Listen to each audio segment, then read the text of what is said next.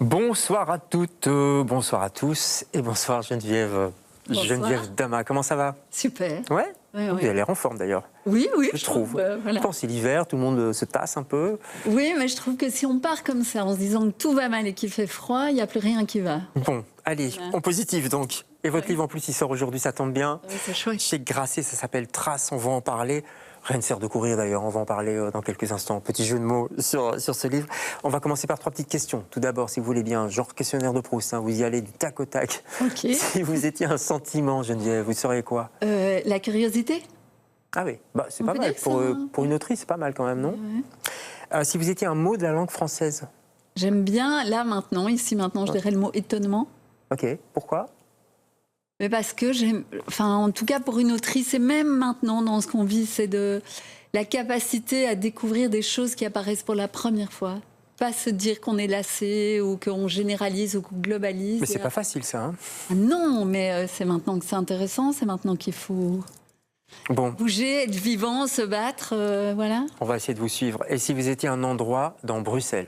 Ah, moi, ce serait, parce que c'est près de chez moi, je pense le Mourasque, la réserve au bord de la gare de Scarbeck, Ah ouais. la réserve naturelle.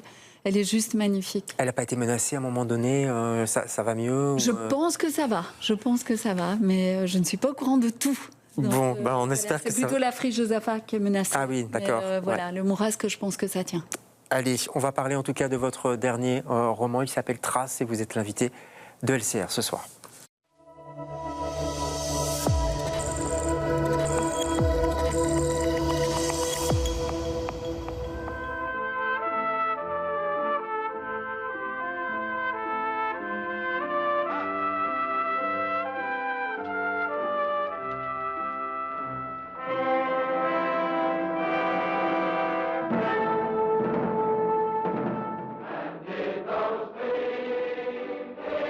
Running's always been a big thing in our family.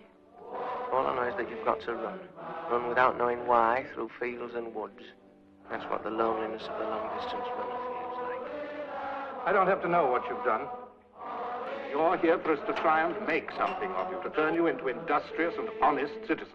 And who knows, with a bit more style and more strategy and, of course, effort, you might win that cup for us, eh?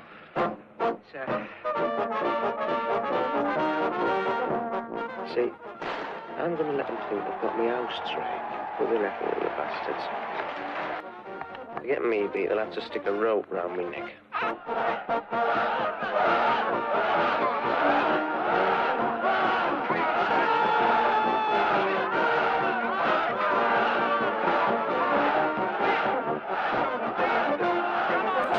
Voilà, ça c'était quelques images de ce film La solitude du coureur de fond, 1962. Tout de même, ça ne rajeunit pas. Tony Richardson, vous l'avez pas vu, je crois. Hein, Non, ce je ne film. l'ai pas vu, mais je vais le voir.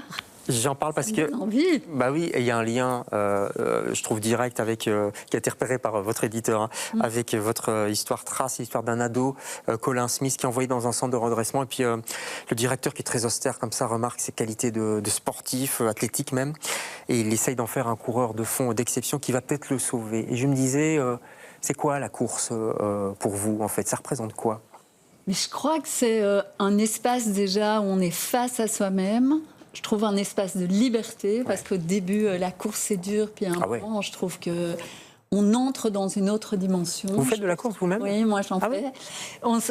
On se mesure à soi-même. Je trouve qu'on n'est pas dans le groupe. Enfin, on peut pas se cacher dans le groupe par rapport au personnage de Farkas qui justement, elle fait partie d'un groupe et là dans la course, elle est seule. Ouais. Même si on ne réussit jamais seul, on a besoin de l'aide, mais voilà.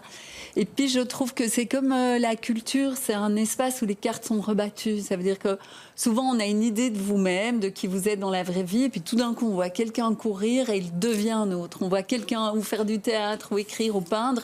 Il devient un autre, il n'est pas plus celui que l'on voyait. Ouais. Ça, je trouve ça magnifique. Donc ça libère un petit peu quelque part, non? Fond, Ouais. fond, oui, oui. Et c'est très clair pour Farkas parce qu'elle est quand même engoncée dans un milieu, dans un système. Enfin, Oui, elle est aussi limitée économiquement et tout d'un coup, la course lui permet de sortir de son milieu, de la place qui lui est assignée en fait socialement et donc Ouais. c'est ça qu'elle découvre, qu'elle peut être autre chose que ce qu'on pensait qu'elle pourrait être. Et puis aussi, elle est dans une école où elle est entre guillemets reléguée, enfin elle n'a pas choisi Ça ne veut pas dire que c'est une école de la relégation, mais elle s'est sentie reléguée.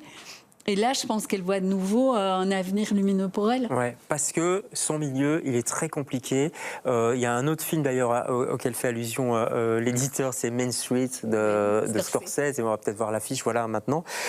Parce que c'est le milieu, bon là ça parle effectivement des trafiquants de cocaïne, de drogue, etc.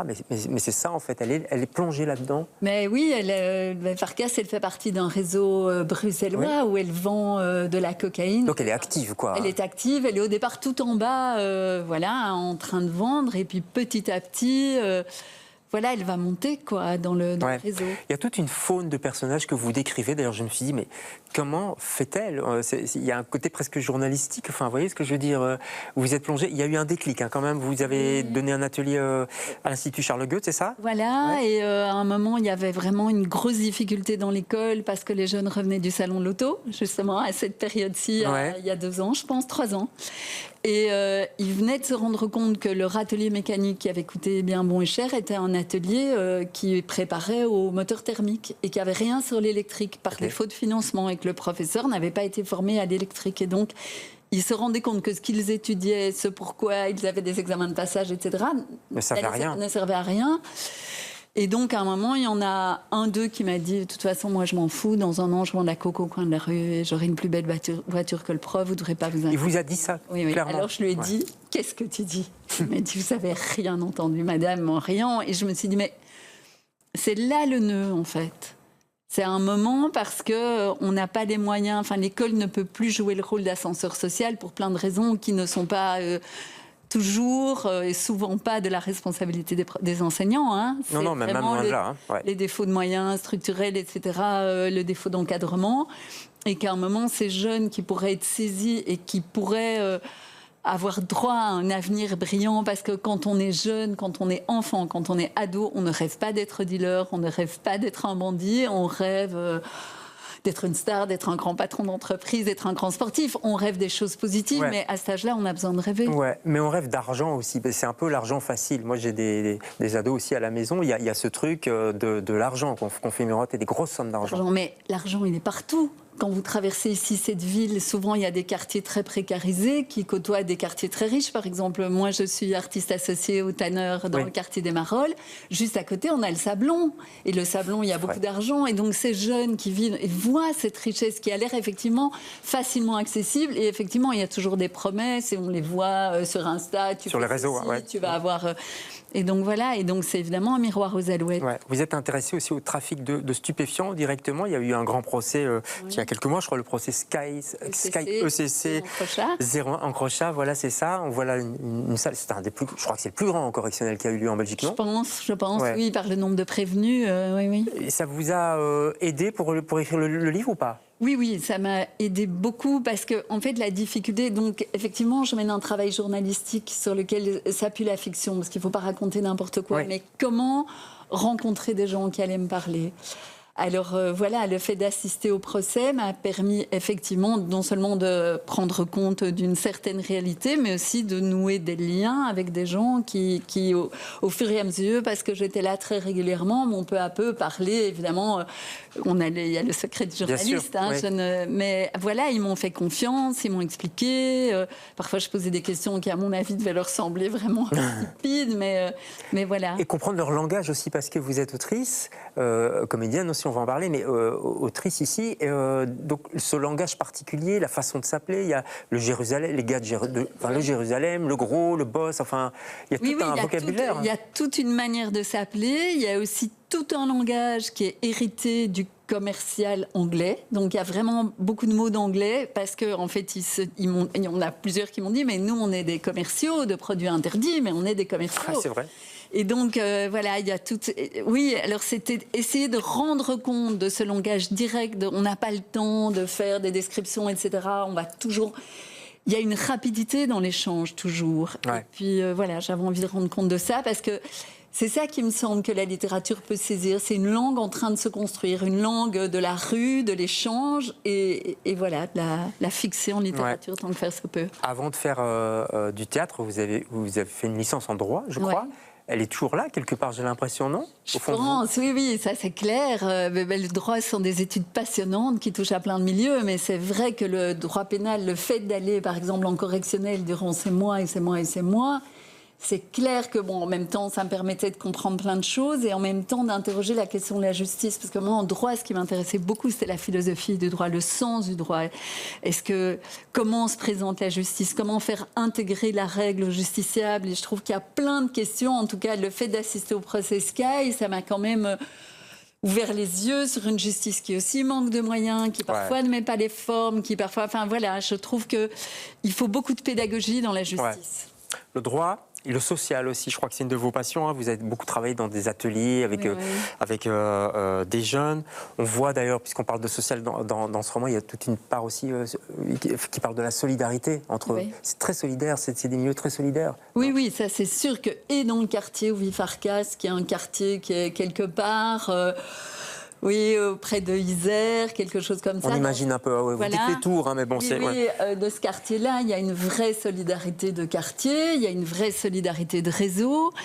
Il y a aussi une solidarité au sein de l'école de Farkas, parce qu'on sent en fait que les profs sont là pour la tenir, même si elle a plutôt l'impression que l'école c'est très coercitif, mais c'est pas le cas.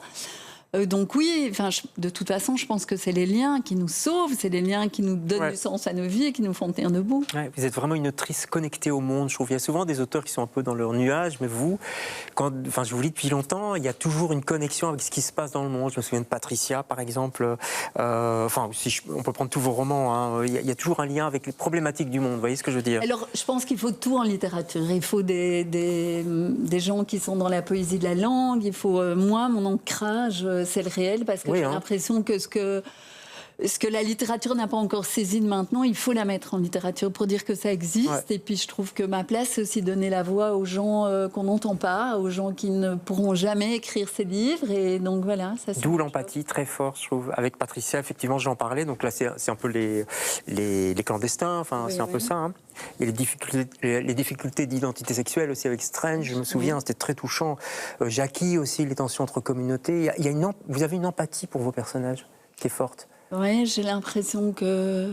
moi, ce qui me touche dans le monde, c'est les gens, comment les gens essayent de se frayer un chemin. Et parfois, on a des pensées toutes faites, simplement par ignorance. Moi, je pense que l'intolérance, la violence, elle vient de l'ignorance. Et mon travail à moi, c'est d'essayer d'éclairer...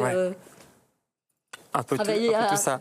Tant que faire se peut, de manière très modeste, à plus d'humanité. Ça s'appelle Trace. C'est un beau titre d'ailleurs, Trace. Et je me disais, parce que vous êtes à la fois comédienne, metteuse en scène et autrice, la trace, c'est plutôt là, c'est l'autrice, quoi. C'est laisser une trace aussi.